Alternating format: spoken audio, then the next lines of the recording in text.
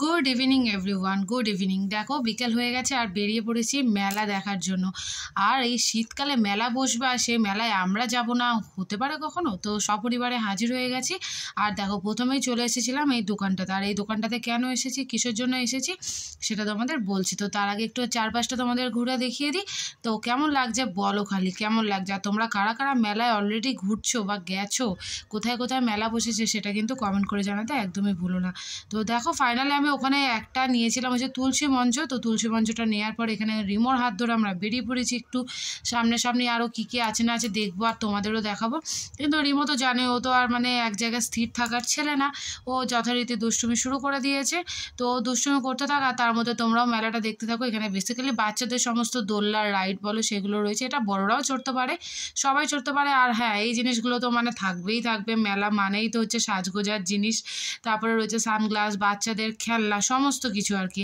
মেলা বলতে আমরা যেটা বুঝি A to Z সমস্ত কিছুই এখানে ছিল। আর খাবারের মধ্যে মেন অ্যাট্রাকশন ছিল স্প্রিং পটেটো।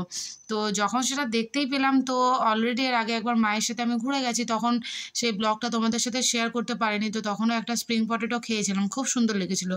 তো ওই জন্য ভাবলাম যে না, আজকে একটু খাওয়া যাক। মানে ভাবা যায় একটা আলু দিয়ে একটু ব্যাটারি চুপিয়ে ভেজে দিচ্ছে, 50 টাকা দাম। সেটাই কিনা আমরা এত মানে ভালোবেসে খাচ্ছি, মানে কি বলবো। আর যেটা হয় ঘরে এইভাবে কেটে করাটা তো খুব একটা সম্ভব হয় না মেশিনটা না থাকলে। যারা খুব এক্সপার্ট একদম অভিজ্ঞ কাটাকুটিতে তারা ঠিকই পারবে। তো যাই হোক, ওই জন্য স্প্রিং পটেটোটা অর্ডার করে দিলাম। তো দেখো আলুটা কি সুন্দর মেশিনে কেটে নিয়েছে। এবার এই ব্যাটারটা দিচ্ছে। ব্যাটারটার মধ্যে হয়তো বেসন টেসন থাকে, সমস্ত মশলা থাকে। আর এই যে এটা একটা দেখো কি গুঁড়ো টাইপের বেড ক্রাম বা ওটস ফোটস অনেক কিছু দিয়ে ছিল। কিন্তু অনেক জায়গায় আমি স্প্রিং পটেটো এর আগে খেয়েছি, কিন্তু এদের স্প্রিং পটেটো না আমার খুব ভালো লেগেছে।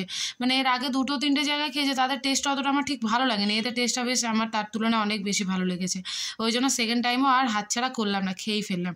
আর এদিকে রিমোর পা ব্যথা করছিল, ওই জন্য চেয়ারটা নিয়ে বসে পড়েছে। আর এদিকে না তেল জানো তো খুব একটা গরম ছিল না, ওই জন্য একটু দেরি হচ্ছিলো ভাজতে।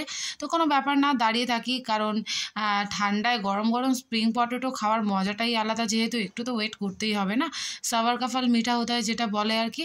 আর ওইদিকে রিমো ওর বাবার হাত ধরে চললো একটু ঘুরতে, কারণ ওর এখানে দাঁড়িয়ে থাকতে একদমই ভালো লাগছে না। তো ওই জন্য বললাম যাও তোমরা ঘুরে আসো, আর এখানে আমি দাঁড়িয়ে দাঁড়িয়ে ভিডিও করছি।